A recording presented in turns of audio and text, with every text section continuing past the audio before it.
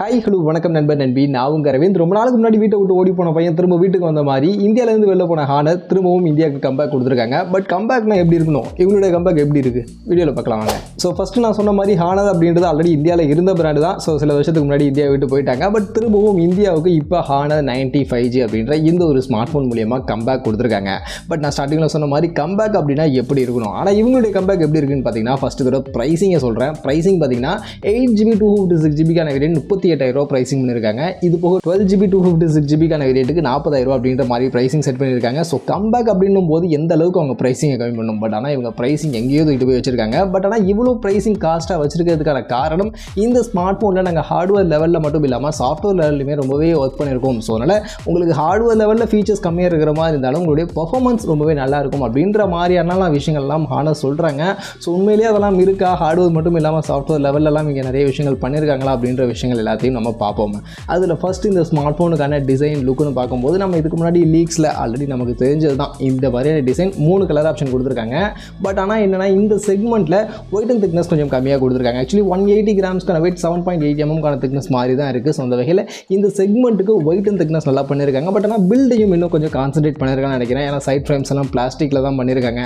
And டிஸ்பிளேல gorilla class protection மாதிரியான விஷயங்கள்லாம் அந்த அளவுக்கு இல்லை. ஸோ அதெல்லாம் பார்க்கும்போது இன்னும் கொஞ்சம் நல்லா பண்ணியிருக்கலாம். பட் ஆனால் லுக் வைஸ் ஓகே அண்டு ஸ்லிம்மாக லைட் வெயிட்டாக கொடுத்துருக்கதெல்லாம் ஓகே அப்படின்ற மாதிரி தான் இருக்குது. அடுத்து மொபைலுடைய ஹைலைட்டாக அவங்க சொல்லக்கூடிய விஷயம் இந்த ஸ்மார்ட் ஃபோனுடைய டிஸ்பிளே தான். ஏன்னா டிஸ்பிளே பொறுத்த வரைக்கும் 1.5K ரெசல்யூஷனுக்கான கர்வ்டு AMOLED பேனலுக்கான டிஸ்பிளே, 120 ஹெர்ட்ஸ்க்கான ரெஃப்ரெஷ் ரேட் கொடுத்துருக்காங்க. இது போக 1600 நிட்ஸ்க்கான பிரைட்னஸ் வேல்யூ அப்படின்றது கொடுத்துருக்காங்க. அண்ட் மெயினாக இதில் இண்டஸ்ட்ரியிலேயே ஃபஸ்ட் டைம் 3840 ஹெர்ட்ஸ்க்கான PWM-க்கான டிம்மிங் ஃபீச்சர் நாங்கள் இதில் கொடுத்துருக்கோம். ஸோ இதுதான் இருக்கிறதுலே ஹையஸ்ட் PWM டிம்மிங் ஃபீச்சர் அப்படின்ற மாதிரி சொல்கிறாங்க. ஸோ அதனால் நமக்கு ஐ ஸ்ட்ரெயினிங்லாம் இல்லாமல் இந்த டிஸ்பிளே யூஸ் பண்ணுறதுக்கு ரொம்பவே நல்லாயிருக்கும் அப்படின்ற மாதிரி சொல்லப்படுது. அது போக இதில் நமக்கு பார்த்தீங்கன்னா HDR10+க்கான சர்டிஃபிகேஷன் மாதிரியான விஷயங்கள் எல்லாமே தான் பேக் பண்ணி கொடுத்துருக்காங்க. ஸோ நெட்ஃப்ளிக்ஸ், யூடியூப் எல்லாத்துலேயுமே சப்போர்ட் பண்ணுது அப்படின்ற மாதிரி தான் சொல்கிறாங்க. ஸோ அப்படி பார்க்கும்போது டிஸ்பிளே உண்மையிலேயே நல்லா பண்ணியிருக்காங்க. ஸோ டிஸ்பிளேவுடைய எக்ஸ்பீரியன்ஸ் உங்களுக்கு பெஸ்ட்டாக வேணும் அப்படின்னு நினச்சிங்கன்னா கண்டிப்பாக அதை நீங்கள் சூஸ் பண்ணலாம்.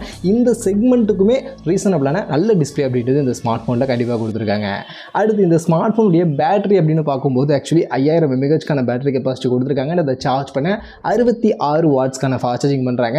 அண்ட் அஃப்கோர்ஸ் இது ஒரு ஃப்ளாக்ஷிப் ஸ்மார்ட் ஃபோன்னு சொல்லி லான்ச் பண்ணுறாங்க. ஸோ ஃப்ளாக்ஷிப் ஸ்மார்ட் ஃபோனில் என்ன பண்ணுறாங்க, சார்ஜர் பாக்ஸில் கொடுக்க மாட்டாங்களா. ஸோ அதே கான்செப்ட் தான் இவங்களும் பண்ணியிருக்காங்க.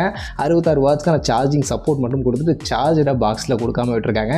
இது எனக்கு இந்த ஸ்மார்ட் ஃபோனில் ஒரு பெரிய ட்ராபேக்காக தோணுது. ஏன்னா ஒரு கம்பேக் புதுசாக இந்தியாவுக்குள்ளே வராங்க அப்படின்னும் போது எந்த நெகட்டிவ் பாயிண்ட்டுமே இல்லாமல் ஃபுல்லாக பாசிட்டிவாக கொடுத்தா தானே நல்லாயிருக்கும். பட் ஆனால் இது இந்த ஸ்மார்ட் ஃபோனில் ஒரு நெகட்டிவாக எனக்கு படுது. ஸோ அதனால் சார்ஜர் கண்டிப்பாக கொடுத்துருக்கலாம் அப்படின்னு நான் நினைக்கிறேன். அடுத்து மொபைலுடைய செகண்ட் ஹைலைட்டாக அவங்க சொல்லக்கூடிய ஒரு விஷயம் இந்த ஸ்மார்ட் ஃபோனுடைய கேமரா.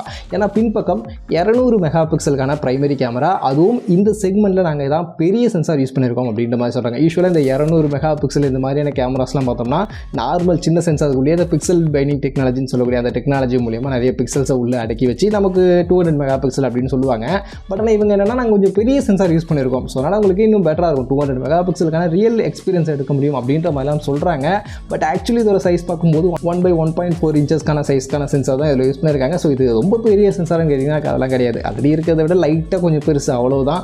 ஸோ அதனால் அவங்க சொல்கிற அளவுக்கு ரொம்பலாம் பெருசாக ஒன்றும் கிடையாது. அண்ட் அல்ட்ரா வீடுக்காக ஒரு 12 மெகாபிக்சல் கொடுத்துருக்காங்க. ஸோ யூஸ்வலாக 8 மெகாபிக்சல் தான் மற்ற பிராண்ட் கொடுக்குறாங்க. ஸோ இது அந்த வகையில் இது ஓகே. இது போக ஒரு 2 மெகாபிக்சலுக்கான மேக்ரோ அப்படின்ற மாதிரி 3 கேமரா இங்கே பின்பக்கம் இருக்குது. அண்ட் மெயினாக ப்ரைமரியில் OES-க்கான சப்போர்ட் இந்த ஸ்மார்ட் ஃபோனில் இல்லை. பட் ஆனால் EAS-க்கான சப்போர்ட் கொடுத்துருக்காங்க. அண்ட் EAS யூஸ் பண்ணியே வீடியோக்கான ஸ்டெபிலைசேஷனில் ஓரளவுக்கு நல்லாவே பண்ணியிருக்காங்க அப்படின்ற மாதிரி தான் சொல்கிறாங்க. நான் வீடியோ சாம்பிள்ஸ் எல்லாம் பார்த்தேன். ஸோ பார்த்த வரைக்குமே EAS சப்போர்ட் மட்டும் தான் இருக்குது அப்படின்னாலுமே ஸ்டெபிலைஸ்டான வீடியோஸ் எடுக்க முடியுது. ஸோ அதெல்லாம் நல்லா இருக்குது. அதே மாதிரி ஃபோட்டோகிராஃபிக்குமே டே லைட்டில் எடுக்கக்கூடிய ஃபோட்டோஸ் எல்லாமே ரொம்பவே நல்லா இருக்குது. ஸோ அந்த வகையில் ஃபோட்டோகிராஃபி அண்ட் வீடியோகிராஃபி பொறுத்த வரைக்கும் இந்த செக்மெண்ட்டுக்கு ஓகே அப்படின்ற மாதிரியெல்லாம் விஷயங்கள்லாம் பண்ணியிருக்காங்க. பட் ஆனால் கண்டிப்பாக OES-க்கான சப்போர்ட்டும் இந்த ஸ்மார்ட் ஃபோனில் கொடுத்துருக்கலாம்.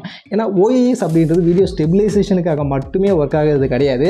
OES சப்போர்ட் இருந்துச்சு அப்படின்னா அந்த ஸ்மார்ட் ஃபோனில் லோ லைட்டுடைய அந்த டீட்டெயிலிங்கும் இன்னும் பெட்டராக இருக்கும். ஸோ லோ லைட்டில் இருக்கக்கூடிய ஃபோட்டோஸுடைய டீட்டெயிலாம் இன்னும் பெட்டராக நமக்கு கிடைக்கும். பட் இதில் அது இல்லாதது கண்டிப்பாக லோ லைட் பர்ஃபார்மன்ஸில் ரொம்பவே ஒரு அடி வாங்கக்கூடிய விஷயமாக கண்டிப்பாக இந்த ஸ்மார்ட் ஃபோனில் இருக்குது. ஸோ கேமராவில் அது ஃபோக்கஸ் பண்ணுறோம் இது ஃபோக்கஸ் பண்ணுறோம் அப்படின்னு சொன்னதை விட இந்த OES-க்கான சப்போர்ட்டும் கொடுத்துருந்தாங்கன்னா கொஞ்சம் நல்லா இருந்திருக்கும்னு நினைக்கிறேன். இது போக முன்பக்கம் செல்ஃபி கேமரா நல்லா பண்ணிருக்காங்க. ஏன்னா 50 மெகாபிக்சலுக்கான ஒரு செல்ஃபி கேமரா அப்படின்றது கொடுத்துருக்காங்க. அது மட்டும் இல்லை செல்ஃபியில் 4K 30 fps வீடியோ ரெக்கார்டிங் பண்ண முடியும் அப்படின்ற மாதிரி சொல்கிறாங்க. ஸோ அந்த வகையில் பார்க்கும்போது செல்ஃபி கேமரா பெஸ்ட்டாக வேணும், செல்ஃபி கேமரா லவ்வர்ஸ்க்கு கண்டிப்பாக இது ஒரு நல்ல ஆப்ஷன், நல்லாவே பண்ணியிருக்காங்க அப்படின்னு தான் சொல்லியாகணும். அடுத்து மொபைலுடைய ப்ராசஸர் பர்ஃபார்மன்ஸ்னு பார்க்கும்போது இது எனக்கு இந்த ஸ்மார்ட் ஃபோனில் ஒரு சின்ன ட்ராபேக்காக தான் தோணுச்சு. ஏன்னா ஸ்னாப்ட்ராகன் 7 Gen 1 அப்படின்னு சொல்லக்கூடிய இந்த ப்ராசஸர் தான் இதில் நமக்கு யூஸ் பண்ணியிருக்காங்க. பட் அஃப்கோர்ஸ் இதோடைய ஆக்சிலரேட்டட் வெர்ஷன் அப்படின்ற மாதிரி சொல்கிறாங்க. ஸோ 7 Gen 1 எடுத்து அதை இன்னுமே டியூன் பண்ணி நாங்கள் இன்னும் பெட்டராக கொடுத்துருக்கோம். ஸோ CPU த்ராட்லிங்லாம் பெருசாக இருக்காது, நல்லா பர்ஃபார்மன்ஸ் பண்ணும் அப்படின்ற மாதிரிலாம் சொல்லி அவங்க கொடுத்துருக்காங்க. அண்ட் 7 lakh கிட்ட $2 வருது அப்படின்ற மாதிரிலாம் சொல்கிறாங்க. ஸோ அந்த வகையில் அதெல்லாம் ஓகே. பட் ஆனால் இவங்க செட் பண்ணிருக்கக்கூடிய ப்ரைஸிங் 38,000. ஆக்சுவலி இப்போ பார்த்தீங்கன்னா 30,000 ஸ்னாப்ட்ராகன் 7+ Gen 2 இதை விட பெட்டரான பர்ஃபார்மன்ஸ் கொடுக்கக்கூடிய ப்ராசஸர் கிடைக்குது. Snapdragon 8+ Gen 1 iQoo Neo 7 processor நாம வச்சிருக்க ஸ்மார்ட் ஃபோன். ஸோ அது பார்த்தீங்கன்னா 35,000 கிடைக்குது. ஸோ அந்த அளவுக்கு பர்ஃபார்மன்ஸ் கொடுக்கக்கூடிய ஸ்மார்ட் ஃபோன்ஸ் எல்லாம் மார்க்கெட்டில் இருக்கும்போது இவங்க இந்த ஸ்னாப்ட்ராகன் 7 Gen 1 யூஸ் பண்ணியிருக்கிறது கண்டிப்பாக இந்த ஸ்மார்ட் ஃபோனில் ட்ராபேக் தான். கண்டிப்பாக இந்த செக்மெண்ட்டுக்கான பர்ஃபார்மன்ஸ், இந்த செக்மெண்ட்டுக்கான கேமிங் பர்ஃபார்மன்ஸ் மாதிரியான விஷயங்கள் நீங்கள் எதிர்பார்க்க முடியாது. ஸோ கேமிங்காக கன்சிடர் பண்ணாதீங்க, இது உங்களுக்கு செட் ஆகாது.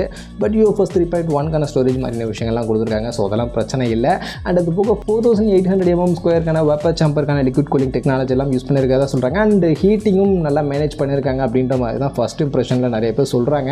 ஸோ அந்த வகையில் அதெல்லாம் நல்லா பண்ணியிருக்காங்க அப்படின்ற மாதிரி எதிர்பார்க்கலாம். இது போக அதர் ஃபீச்சர்ஸாக இன் டிஸ்பிளே ஃபிங்கர்பிரிண்ட்ஸ்க்கான கொடுத்துருக்காங்க. பட் ஆனால் டியூவல் ஸ்பீக்கர் இல்லை, சிங்கிள் ஸ்பீக்கர் தான் இந்த செக்மெண்ட்டில் இவங்க கொடுத்து வச்சிருக்காங்க. இது போக NFC-க்கான சப்போர்ட் இருக்குது. Android 13 லான்ச் பண்ணியிருக்காங்க. அண்ட் மேஜிக் OS 7.1 அப்படின்ற இந்த ஒரு OSல லான்ச் பண்ணியிருக்காங்க. அண்ட் OS உடைய அந்த UI எக்ஸ்பீரியன்ஸும் இவங்களுடைய இது நல்லா இருக்குது அப்படின்ற மாதிரி தான் இப்போதைக்கு வந்திருக்கக்கூடிய ரிவ்யூஸ் அப்படி நான் பார்த்த வரைக்கும் கேள்விப்படுறேன். ஸோ அந்த வகையில் அதெல்லாம் நல்ல விஷயம் தான். பெருசாக ஆட்ஸ்லாம் இல்லை அப்படின்ற மாதிரி தான் சொல்கிறாங்க. ஸோ அதெல்லாம் ஓகே. அண்ட் சாஃப்ட்வேர் அப்டேட் ப்ராமிஸ்னு பார்க்கும்போது 2 வருஷத்துக்கான OS அண்ட் 3 வருஷத்துக்கான செக்யூரிட்டி பேட்ச்க்கான அப்டேட் கொடுப்போம் அப்படின்ற மாதிரிலாம் சொல்லியிருக்காங்க. ஸோ அந்த வகையில் பார்க்கும்போது ஓவரால் இந்த ஸ்மார்ட் ஃபோன் கண்டிப்பாக அவங்க செட் பண்ணிருக்கக்கூடிய ப்ரைஸிங் 38,000 அப்படின்ற ப்ரைஸிங் ரொம்பவே ஓவர் ப்ரைஸிங் அப்படின்ற மாதிரி தான் தோணுது. பட் ஆனால் இப்போ இனிஷியல் ஆஃபராக இவங்க பார்த்தீங்கன்னா ஃபஸ்ட்டு சேலில் வாங்கக்கூடியவங்க 28,000 இந்த ஸ்மார்ட் ஃபோன் வாங்க முடியும் அப்படின்ற மாதிரிலாம் சொல்கிறாங்க. ஆக்சுவலி அதற்கான என்ன வழி, எப்படி அதை வாங்கலாம் அப்படின்னு கேட்டிங்கன்னா இதில் ஒரு 5,000 TWS ஃப்ரீயாக கொடுக்குறாங்களா இந்த ஸ்மார்ட் ஃபோன் வாங்கலாம். ஸோ அது ஒரு 5,000 மைனஸ். And 2,000 exchange. நீங்கள் ஏதாவது ஸ்மார்ட் ஃபோனை எக்ஸ்சேஞ்ச் பண்ணிங்கன்னா ஒரு 2,000 எக்ஸ்ட்ரா எக்ஸ்சேஞ்ச் ஆஃபர் கொடுக்குறாங்க. ஸோ அது ஒரு 2,000 போகுது. இது போக பேங்க் டிஸ்கவுண்ட் ICICI SBIக்கு ஒரு 3,000 கொடுக்குறாங்க. ஸோ இதெல்லாம் அப்ளை பண்ணும்போது உங்களால் 28,000 இந்த ஸ்மார்ட் ஃபோன் வாங்கிக்க முடியும் அப்படின்ற மாதிரி ஹானர் கிளைம் பண்ணுறாங்க. பட் என்ன கேட்டிங்கன்னா அந்த 28,000 செக்மெண்ட்டுக்கு பார்க்கும்போதுமே இந்த ஸ்மார்ட் ஃபோன் கொஞ்சம் ஓவர் ப்ரைஸிங் தான்ப்பா அப்படின்ற மாதிரி தான் தோணுது. ஸோ அப்படி பார்க்கும்போது 38,000 ப்ரைஸிங்க்கு இந்த ஸ்மார்ட் ஃபோன் சுத்தமாக எனக்கு அந்த அளவுக்கு வருத்தப்படலை. பட் ஹார்ட்வேர் லெவலில் மட்டும் இல்லாமல் சாஃப்ட்வேர் லெவலில் சில விஷயங்கள் நல்லா பண்ணியிருக்காங்க. பட் ஆனால் நிறைய விஷயங்கள் நல்லா பண்ணியிருக்க வேண்டிய விஷயங்கள்லாம் இந்த ஸ்மார்ட் ஃபோனில் இருக்க தான் செய்யுது. ஸோ அதனால் ஒரு புதுசாக திரும்பி கம்பேக்லாம் கொடுக்குறாங்க அப்படின்றனால ட்ரஸ்டபிலிட்டிலாம் எந்த அளவுக்கு இருக்கும், சாஃப்ட்வேர் அப்டேட்லாம் எப்படி கொடுப்பாங்க அப்படின்ற விஷயங்களும் நமக்கு கிளியராக தெரியலை. ஸோ அதனால் அதெல்லாம் நம்ம கொஞ்சம் வெயிட் பண்ணி தான் பார்க்கணும்.